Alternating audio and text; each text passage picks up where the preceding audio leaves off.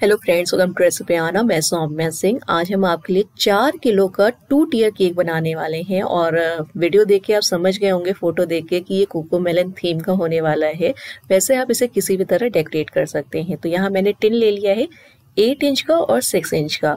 तो वीडियो को पूरा देखिएगा क्योंकि मैं सारे टिप एंड ट्रिक दूंगी, क्या मुझसे गलती हुई ये भी बताऊंगी, आप इसे वेन्यू तक कैसे ले जा सकते हैं, क्या प्राइस होगी और कैसे केक को सेट करें जिससे बिल्कुल भी हिले ना। तो यहाँ मैं प्रीमिक्स का यूज़ कर रही हूँ। आप नॉर्मल मैदे चीनी से भी केक बना सकते हैं, जैसे केक बैटर बनाते हैं उसके बाद केक बनाते हैं, वैसे आप बना सकते हैं। तो यहाँ मैंने टोटल जो प्रीमिक्स लिया है वो 1200 ग्राम लिया है 4 किलो केक के लिए। और अगर केक टिन के हिसाब से डिवाइड करते हैं तो मैंने 8 इंच के केक टिन में 400 ग्राम 2 बार मतलब प्रीमिक्स से केक तैयार किया। और 6 इंच के केक टिन में 200 ग्राम प्रीमिक्स का यूज करके 2 केक मैंने बना लिया है। केक को मैंने 150 डिग्री पे बेक किया। लगभग 30 से 35 मिनट में सभी केक बेक हो गए हैं। तो ये देखिए 6 इंच का केक है 2, और इसी तरह मैंने 8 इंच के केक टिन में भी 2 केक तैयार कर लिए हैं। केक ठंडे हो गए हैं तो सबसे पहले इसे लेयर में काट लेते हैं। तो यहाँ मैंने ऊपर की लेयर निकाल दी है और केक की हाइट ज़्यादा है तो आप इसे 4 लेयर में 5 लेयर में काट सकते हैं। हाइट कम है तो आप 3 लेयर में काट सकते हैं। डिपेंड करता है कि आपने कितना प्रीमिक्स यूज़ किया है। अब बात आती है कि केक को किस तरह सेट किया जाए, बड़े केक को, कि वो हिले ना, गिरे ना और सही सलामत वेन्यू तक पहुंच जाए। तो यहाँ हमने ले लिया है बोर्ड। ये 6 इंच का है। अगर बोर्ड आपके पास बड़ा है तो आप उसके ऊपर मतलब उसे कट करके क्लिंग रैप लगा दें और बीच में थोड़ा सा बड़ा छेद कर लें। और यूज़ करना है आपको बड़ा ड्रम बोर्ड। तो यहाँ मैंने 12 इंच का लिया है। ये मेरी छोटी सी एक गलती थी। वैसे तो ठीक था बोर्ड, पर मैं यहाँ 14 इंच का या 16 इंच का ड्रम बोर्ड लेती तो केक को हैंडल करना और भी मेरे लिए आसान हो जाता। तो मैंने बोर्ड पे क्रीम लगाया अच्छे से, केक की एक लेयर को सेट किया है। ये 8 इंच का केक है। क्रीम को स्प्रेड कर रहे हैं। मैंने यहाँ शुगर सिरप या पानी का यूज़ नहीं किया है क्योंकि प्रीमिक्स का जो केक होता है वो बहुत ही ज़्यादा सॉफ्ट होता है। और जब भी आप बड़े केक बनाएं तो प्लीज़ आप पानी या शुगर सिरप का यूज़ ना करें। इससे आपका केक बहुत ज़्यादा सॉफ्ट नहीं होगा और बाद में वो डिसबैलेंस भी नहीं होता है, यानी बैठता भी नहीं है। तो यहाँ मैं पाइनएप्पल फ्लेवर का केक बना रही हूँ। मैंने पाइनएप्पल की स्लाइस को छोटे छोटे पीसेस में काट कर डाला है और क्रश यूज़ कर रही हूँ। और इसी तरह मैं सभी लेयर को सेट कर लेती हूँ।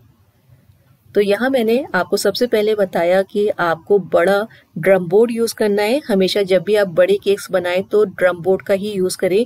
जो पतले वाले बोर्ड आते हैं, बड़े भी आते हैं, उनका यूज़ ना करें क्योंकि जब हम केक को उठाते हैं या रखते हैं तो नीचे से जो क्रीम होती है लेयर में, यानी बोर्ड के साथ जो लगी होती है, वो बोर्ड को छोड़ देती है अगर हमने पतला बोर्ड यूज़ किया है। तो जब भी आप 3 किलो या उससे ऊपर का केक बनाएं तो आप ड्रम बोर्ड का यूज़ करें। उसके बाद आपको शुगर सिरप या पानी का यूज़ नहीं करना है। तो यहाँ मैंने क्रम कोटिंग कर दी है और इसे मैं रख रही हूँ फ्रिज के अंदर। जब भी आप बड़े केक बनाएं तो 24 घंटे पहले ही क्रम कोटिंग करके आप इसे फ्रिज में रख दें, जिससे आपका केक बहुत ही अच्छे से सेट हो जाएगा। तो रात के बज रहे हैं 9-10, एक दिन पहले मतलब कल केक देना है तो आज ही मैं इसे कर रही हूँ रात में। और ये देखिए 6 इंच का जो बोर्ड है उसमें मैंने बहुत ही बढ़िया से क्रीम लगाई।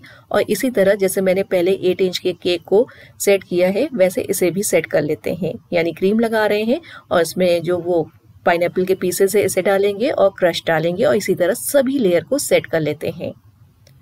तो यहाँ आप देख सकते हैं कि मैंने एक छोटा बोर्ड यूज़ किया है क्योंकि ये जो केक है ये बड़े केक के ऊपर रखा जाएगा और केक बैठे ना, कहीं से भी तिरछा ना हो, एकदम सेट रहे। इसके लिए आपको हमेशा बोर्ड का यूज़ करना चाहिए। आप 2 टियर बना रहे हैं, 3 टियर बना रहे हैं, 4 टियर बना रहे हैं, हर केक के नीचे एक छोटा बोर्ड या डिश आती है, केक डिश होती है जो मार्केट में आपको मिल जाएगी। और अगर नहीं मिल रही है, जैसे मुझे नहीं मिलती है, तो मैं केक बोर्ड को काट के साइज में और उसे क्लिंग रैप कर देती हूँ, बीच में छेद कर देती हूँ और इस तरह केक को सेट कर लेती हूँ।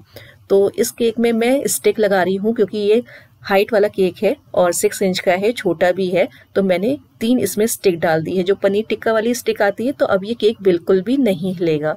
इसे भी मैंने फ्रिज में रख दिया। अब जो ये आपको मैं फाइनल आइसिंग करते हुए दिख रही हूँ, ये है दूसरा दिन जिस दिन मुझे केक शाम को देना है। और अब मैं इसके ऊपर क्रीम लगा रही हूँ, यानी फाइनल आइसिंग कर रही हूँ। तो सुबह के बज रहे हैं 9:10, यानी रात में ही मैंने क्रम कोटिंग करके रख दिया था फ्रिज में और अब मैं फाइनल कोटिंग कर रही हूँ। तो यहाँ मुझे बनाना है कोको मेलन थीम का केक और जो कस्टमर थी उन्होंने कहा था कि फॉन्डेंट वर्क उनको बिल्कुल भी नहीं चाहिए, आप टॉपर लगाइए, स्प्रिंकल करिए, चॉकलेट का यूज़ करिए, पर उनको फॉन्डेंट वर्क नहीं चाहिए था। तो पहले क्रम कोटिंग कर लेते हैं, उसके बाद इसे डेकोरेट करते हैं।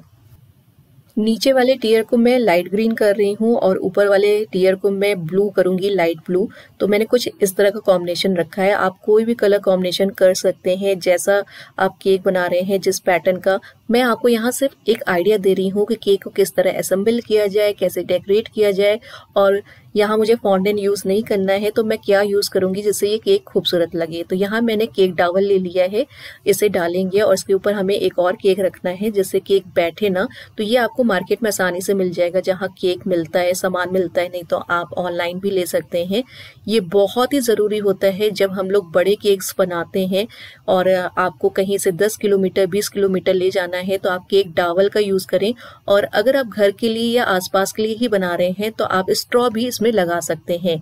पर बड़े केक में 4 किलो 5 किलो 6 किलो केक में आप डावल का ही यूज़ करें, जिससे आपका केक बिल्कुल सेट हो जाएगा, बिल्कुल भी हिलेगा नहीं। उठाएं, आराम से रखें कहीं भी, बिल्कुल भी केक हिलने वाला नहीं है, एकदम जाम हो जाता है।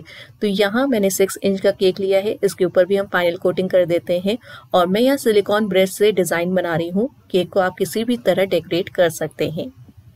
और अब इसके ऊपर हमें रखना है, तो बीच में भी मैं डाल रही हूँ केक डावल और केक को उठाऊंगी।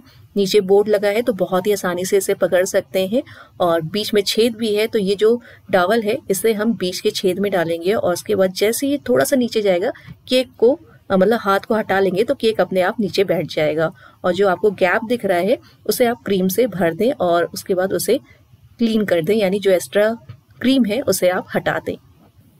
अभी ठंडी है तो बिल्कुल भी एसी की ज़रूरत नहीं पड़ रही है। मैं यहाँ किचन में ही काम कर रही हूँ। अगर गर्मी है तो प्लीज़ आप जब भी क्रीम या फॉन्डेंट का वर्क करें तो एसी का ही यूज़ करें।